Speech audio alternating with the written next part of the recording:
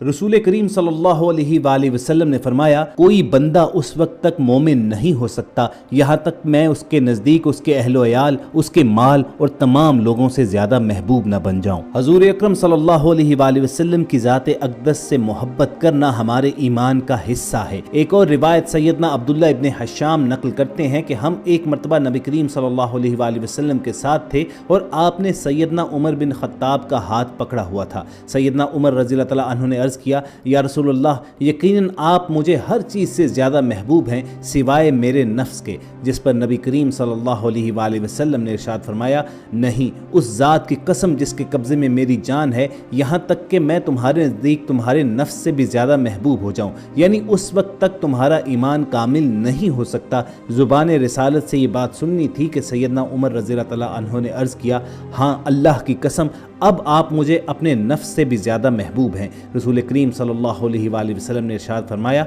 अब तुम्हारा ईमान मुकम्मल है। ख़वातीन हज़रात, तारीख़ इंसानी किसी भी ऐसी शख्स के बारे में मिसालें पेश करने से कासिर है कि जब किसी हस्ती से उसके जानिसारों ने अपनी जान से भी ज़्यादा बढ़कर मोहब्बत की हो। आप सल्लल्लाहु अलैहि वसल्लम सहाबा की अंजुमन में बैठे थे कि अचानक आपकी आंखें भीग गईं। सहाबा को डर लगा कि शायद उनसे कोई गुस्ताखी हुई है। आप सल्लल्लाहु अलैहि वसल्लम ने जवाब में जो इरशाद फरमाया उसका मफहूम है कि मेरी आंखें उन लोगों के मुताल्लिक सोचकर भीग गईं कि जिन्होंने मुझे देखा नहीं होगा, लेकिन फिर भी वो मुझसे ऐसे ही मोहब्बत करेंगे जैसे तुम करते हो। यही वो गैर मशरूत मोहब्बत है कि जिसके बायस आज अरबों मुसलमान अपने दिल में ये ख्वाहिश रखते हैं कि किसी न किसी तरीके से उन्हें चेहरा अनवर का दीदार हो जाए। सरवरे कायनात हजरत मोहम्मद सल्लल्लाहु अलैहि वसल्लम के साथ मुसलमानों की मोहब्बत और एहतराम का मामला ऐसे है कि इसकी और कोई मिसाल नहीं दी जा सकती। और इस दुनिया में यकीनन खुशनसीब लोग हैं कि जिन्हें ख्वाब में रसूलुल्लाह सल्लल्लाहु अलैहि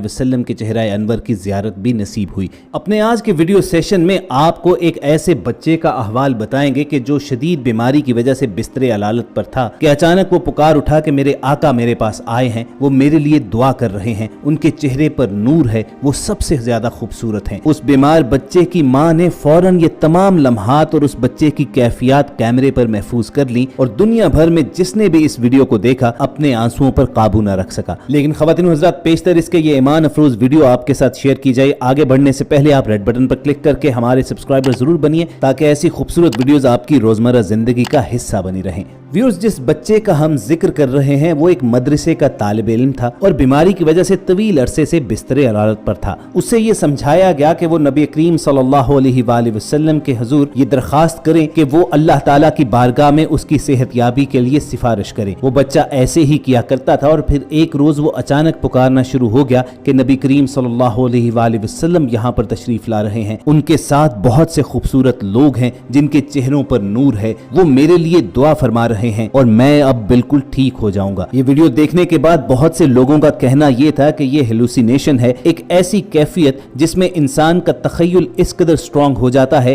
कि वो हकीकत पर गालिब आ जाता है और उसे मुख्तलिफ किस्म के खाके नजर आना शुरू हो जाते हैं। बहरहाल ये अकीदत और मोहब्बत का एक ऐसा मामला है कि इस पर गुफ्तगू नहीं की जा सकती। इस कैफियत को सिर्फ अहले नजर ही जान सकते हैं या फिर वो लोग जिन पर यह कैफियत बीती हो। आप ये वीडियो देखिए और कमेंट सेक्शन में हमें अपनी राय से जरूर आगाह कीजिएगा।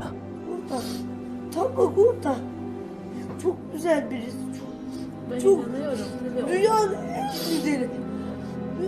दोस्तों, इस्लामी तारीख में हमें एक और इसी किस्म का वाक़या भी मिलता है कि जब किसी बीमार लाइलाज शख्स को रसूल करीम सल्लल्लाहु अलैहि वसल्लम से निस्बत की वजह से मुकम्मल सेहतयाबी नसीब हुई। कसीदा बुर्दा शरीफ नबी करीम सल्लल्लाहु अलैहि वसल्लम की तारीफ़ व तौसीफ़ पर मुश्तमिल अरबी कलाम है जिसके अशार की तादाद 160 है, जो अलामा बुसीरी शाज़ली रहमतुल्लाह अलैह का लिखा हुआ है। आप 6वीं सदी हिजरी के बड़े मुत्तकी परहेजगार जय्यद आलम और कादरुल कलाम शायर गुजरे हैं। आप बयान करते हैं कि मुझ पर फालिज का हमला हुआ जिससे मेरा आधा धड़ बिल्कुल सुन्न हो गया। जब मैं उसके इलाज से मायूस हो चुका था तो मैंने रसूलुल्लाह सल्लल्लाहु अलैहि वसल्लम की शान अक़दस में ये क़सीदा लिखा और उसके तवस्सुत से अल्लाह रब्बुल इज़्ज़त से दुआ की कि वो मुझे सेहत अता फरमाए और इस बीमारी से निजात दे।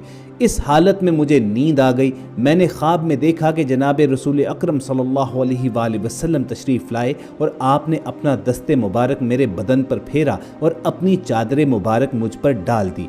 جب میری آنکھ کھلی تو مجھے ایسا لگا کہ میرے بدن کے بے حصے میں حرکت پیدا ہوئی ہے۔ میں بے اختیار اٹھ کھڑا ہوا اور چلنے لگا اور چلتے چلتے گھر سے باہر آ گیا۔ چونکہ اس قصیدے کی برکت سے علامہ بوصیری کو فالج سے شفا حاصل ہوئی اور چونکہ انہوں نے یہ قصیدہ پڑھنے کے بعد خواب میں دیکھا کہ رسول اللہ صلی اللہ علیہ وآلہ وسلم نے اپنی چادر مبارک اتار کر ان پر ڈال دی ہے، اس لیے اس قصیدے کو قصیدۃ البردہ بھی کہتے ہیں اور یہی نام دنیا میں مشہور بھی ہوا۔ نبی کریم صلی اللہ علیہ وآلہ وسلم کو خواب میں دیکھنے سے متعلق حضرت ابو ہریرہ رضی اللہ عنہ سے روایت ہے کہ رسول اللہ صلی اللہ علیہ وآلہ وسلم نے ارشاد فرمایا، جس نے مجھے خواب میں دیکھا تو اس نے مجھے حقیقت میں دیکھا، کیونکہ شیطان میری مثال نہیں بن سکتا، یعنی وہ میری صورت اختیار نہیں کر سکتا۔ چلیے آپ کو تاریخ اسلامی سے نبی کریم صلی اللہ علیہ وآلہ وسلم کو خواب میں دیکھنے کا ایک اور ایمان افروز واقعہ سناتے ہیں۔ علامہ اصمہودی کے قول کے مطابق عیسائیوں نے 557 ہجری میں ایک سازش مرتب کی۔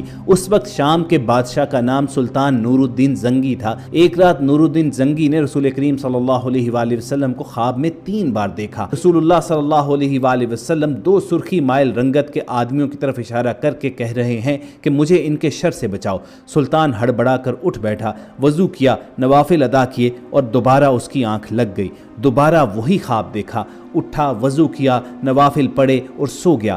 تیسری مرتبہ وہی خواب دیکھا تو اس کی نیند اڑ گئی۔ اس نے رات ہی کو اپنے مشیر جمال الدین کو بلایا اور پورا واقعہ سنایا۔ مشیر نے کہا کہ یہ خواب 3 بار دیکھنے کے بعد آپ یہاں پر کیوں بیٹھے ہیں؟ اس کا اب کسی سے ذکر نہ کریں اور فوراً مدینے روانہ ہو جائیں۔ اگلے روز سلطان نے 20 مخصوص افراد اور بہت سے تحائف کے ساتھ مدینے کے لیے کوچ کیا اور جا کر روضہ رسول صلی اللہ علیہ وآلہ وسلم پر حاضری دی اور مسجد نبوی میں بیٹھ گیا۔ اعلان ہوا کہ اہل مدینہ مسجد نبوی میں پہنچ جائیں، جہاں سلطان ان میں تحائف تقسیم کرے گا۔ لوگ آتے گئے اور سلطان ہر آنے والے کو باری باری تحفہ دیتا رہا۔ اس دوران وہ ہر شخص کو غور سے دیکھتا رہا، لیکن وہ 2 چہرے نظر نہ آئے جو اسے ایک رات میں 3 بار خواب میں دکھائے گئے تھے۔ سلطان نے حاضرین سے پوچھا، کیا مدینے کا ہر شہری مجھ سے مل چکا ہے؟ جواب اسبات میں تھا۔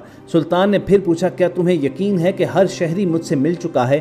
اس بار حاضرین نے کہا کہ سوائے 2 آدمیوں کے۔ سلطان نے پوچھا، وہ کون ہیں اور اپنا تحفہ لینے کیوں نہیں آئے؟ تو بتایا گیا کہ یہ مراکش کے صوم و صلات کے پابند 2 متقی باشندے ہیں، دن رات رسول اللہ صلی اللہ علیہ وآلہ وسلم پر درود بھیجتے ہیں، کسی سے نہیں ملتے اور کسی کا دیا نہیں لیتے۔ سلطان نے کہا کہ ان دونوں کو بھی اپنے تحائف وصول کرنے کے لیے فوری بلایا جائے۔ جب انہیں یہ خصوصی پیغام ملا تو انہوں نے کہا کہ الحمدللہ ہمارے پاس اللہ کا دیا سب کچھ ہے اور ہمیں کسی تحفے تحائف کی حاجت نہیں ہے۔ جب یہ جواب سلطان تک پہنچایا گیا تو اس نے حکم دیا کہ ان دونوں کو فوراً پیش کیا جائے۔ حکم کی فوری تعمیل ہوئی۔ ایک جھلک ہی ان کی شناخت کے لیے کافی تھی، مگر سلطان نے اپنا غصہ قابو میں رکھا اور پوچھا کہ تم کون ہو، یہاں کیوں آئے ہو؟ انہوں نے کہا کہ ہم مراکش کے باشندے ہیں، حج کے لیے آئے تھے اور اب روضہ رسول کے سائے میں زندگی گزارنا چاہتے ہیں۔ سلطان نے سختی سے کہا، کیا تم نے جھوٹ بولنے کی قسم کھا رکھی ہے؟ سلطان نے حاضرین سے پوچھا کہ یہ کہاں رہ رہے ہیں؟ بتایا گیا کہ روضہ نبوی کے بالکل نزدیک ایک مکان میں۔ سلطان فوراً اٹھا اور انہیں ساتھ لے کر اس مکان میں داخل ہو گیا۔ وہ مکان میں گھومتا پھرتا رہا۔ اچانک نئے اور قیمتی سامان سے بھرے ہوئے اس مکان میں اس کی نظر فرش پر پڑی ہوئی ایک چٹائی پر پڑی۔ نظر پڑنی تھی کہ دونوں مراکشی باشندوں کی ہوائیاں اڑ گئیں۔ سلطان نے چٹائی اٹھائی، اس کے نیچے ایک تازہ کھودی ہوئی سرنگ تھی۔ اس نے گرج کر کہا کہ کیا اب بھی سچ نہ بولو گے؟ ان کے پاس سچ کے سوا کوئی چارہ نہ تھا۔ انہوں نے اعتراف کیا کہ وہ عیسائی ہیں اور ان کے حکمران نے بہت سا مال و زر اور ساز و سامان دے کر حاجیوں کے روپ میں مراکش سے اس منصوبے پر حجاز بھیجا تھا کہ وہ کسی نہ کسی طرح رسول کریم صلی اللہ علیہ وآلہ وسلم کا جسد اقدس روضہ مبارک سے نکال کر لے آئیں۔ اس ناپاک منصوبے کی تکمیل کے لیے انہوں نے حج کا بہانہ کیا۔ اس کے بعد روضہ رسول سے نزدیک ترین جو مکان کرائے پر مل سکتا تھا وہ لے کر اپنا مذموم کام شروع کر دیا۔ ہر رات وہ سرنگ کھودتے جس کا رخ روضہ مبارک کی جانب تھا اور ہر صبح کھودی ہوئی مٹی کو وہ چمڑے کے تھیلوں میں بھر کر جنت البقیع لے جاتے اور اسے قبروں پر بکھیر دیتے۔ اور اب جب کہ ان کا ناپاک کام پایا تکمیل کو پہنچنے والا تھا تو سلطان نہ جانے کیسے مدینے پہنچ گیا۔ سلطان نور الدین زنگی نے حکم دیا کہ فوری طور پر ان دونوں کا سر قلم کر دیا جائے۔ اس کے بعد روضہ مبارک کے گرد ایک خندق کھودی گئی اور اسے پگھلے ہوئے سیسے سے بھر دیا گیا تاکہ آئندہ کوئی بدبخت ایسی مذموم حرکت کے بارے میں سوچ بھی نہ سکے۔ تو خواتین و حضرات، یہ تھے نبی کریم صلی اللہ علیہ وآلہ وسلم کی ذات اقدس سے مسلمانوں کی محبت کے چند واقعات، جنہوں نے اگر آپ کے ایمان کو تازہ کیا ہو تو اس ویڈیو کو لائک کر کے دوسروں کے ساتھ شیئر بھی کیجیے گا، اور ایسی ہی خوبصورت ویڈیوز فیوچر میں حاصل کرنے کے لیے ریڈ بٹن پر کلک کر کے ہمارے سبسکرائبرز بھی بنیے گا۔ جلد آپ سے دوبارہ ملاقات ہوگی۔ اپنا اور ارد گرد کے لوگوں کا خیال رکھیے۔ اللہ حافظ۔